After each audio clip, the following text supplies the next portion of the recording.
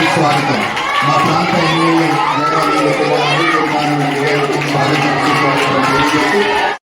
అందరూ లేచి నినాదాలు లేచి నిలబడాలి. నా సహచర మిత్రులు, నాయకులు అందరికీ పేరు పేరున, అట్లే ఇక్కడ ఎంఈఓ గారు, మరి ఎంపీడీ గారికి, భాస్కర్ గారికి అందరూ ఉన్నారు. అట్లే ఇక్కడ మానవ హక్కుల మరి అధ్యక్షులు మాధవాచారి గారు, మిగతా వేదిక మీద ఉన్న పెద్దలందరికీ, మరి స్వామిరాజు గారికి, టీచర్స్ అందరూ ఉన్నారు చాలా మంది. ప్రతి ఒక్కరికి కూడా మరి ఇక్కడ స్కూల్, ఇక్కడ స్టూడెంట్స్, యూత్ అందరికీ, పిల్లలందరికీ కూడా అందరికీ శుభాకాంక్షలు తెలుపుతూ చాలా సంతోషం. ఈరోజు అంటే ఒక గొప్ప కార్యక్రమం, బహుశా ఇది నడుస్తుంది, ఇప్పటికే ఆల్రెడీ స్టార్ట్ చేసిర్రా మీరు? ప్రోగ్రామ్ స్టార్ట్ అయింది ఇక్కడ వీళ్ళందరితో మాట్లాడిర్రా? సో బహుశా మీ అందరికీ, పిల్లలందరికీ అర్థమై ఉంటుంది. ఈరోజు తరగతి గది నుంచే ఈ దేశ భవిష్యత్తు, రాష్ట్ర భవిష్యత్తు, దేశ భవిష్యత్తు కూడా కూర్చోండి. అంటే దేశ భవిష్యత్తు, రాష్ట్ర భవిష్యత్తు తరగతి గది నుంచే మొదలవుతుంది. సో ఇది ఒక గొప్ప కార్యక్రమంగా తీసుకున్నారు. అంటే మీరే ఫ్యూచర్ జనరేషన్స్, భావి భారత పౌరులు మీరు. సో మీరు సరిగ్గా ఉండి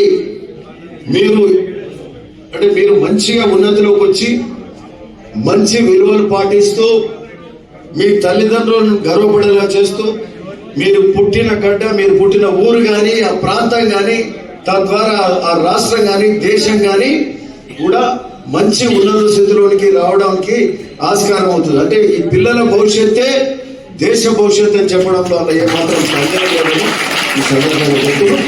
ఎందుకంటే సమాజంలో విలువలు పెంపొందించాల్సిన అవసరం ఉంది. తనదంటూ తన వరకు ఆలోచిస్తున్నారు తప్పితే పక్క వారి కోసం ఎవరు ఆలోచిస్తలేరు. ఇప్పుడు తన కోసమే కాదు, పక్క వాళ్ళ కోసం ఆలోచించి 10 మందికి మేలు చేసినోడే గొప్పోడు అవుతాడు, నాయకుడు అవుతాడు. అటువంటి వాళ్ళనే సమాజం గుర్తిస్తుంది. వింటున్నా? సమాజం గుర్తించడం కాక మీరు ఆ స్థాయికి ఎదిగితే మీ తల్లిదండ్రులు గర్వపడతారు, మీకు కూడా ఒక సాటిస్ఫాక్షన్ వస్తుంది. మనం చేసే ప్రతి కార్యక్రమంలో మనము అందులో ఒక ఉన్నత విలువలు ఉంటే మనకు, మన కుటుంబానికి, ఆ చుట్టుముట్టు ఆ సమాజం కూడా గర్వపడుతుంది. కాబట్టి ఆ విధంగా మీరు ఎదగాల్సిన అవసరం ఉంది.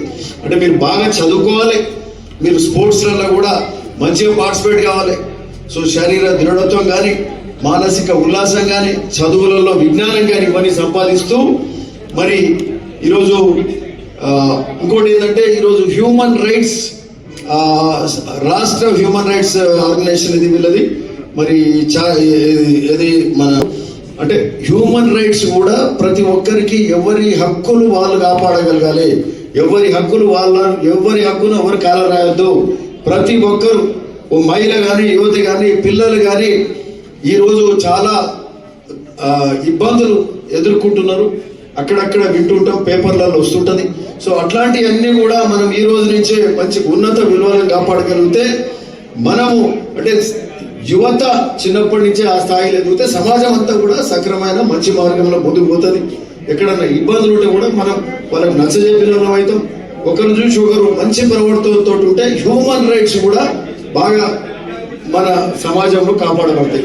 కాబట్టి ఒక పక్క హ్యూమన్ రైట్స్ ను కాపాడుకుంటూ మీరు కూడా బాగా చదువుకోవాలి, ఉన్నత స్థితికి ఎదగాలి. మరి ఈ దేశ భవిష్యత్తే మీ చేతిలో ఉంది కాబట్టి ఆ స్థాయిలో మీరు ఎదగాలి. ఈరోజు ప్రపంచ దేశాలల్లో భారతదేశం పోటీ పడుతూ ముందు స్థాయికి పోతుంది.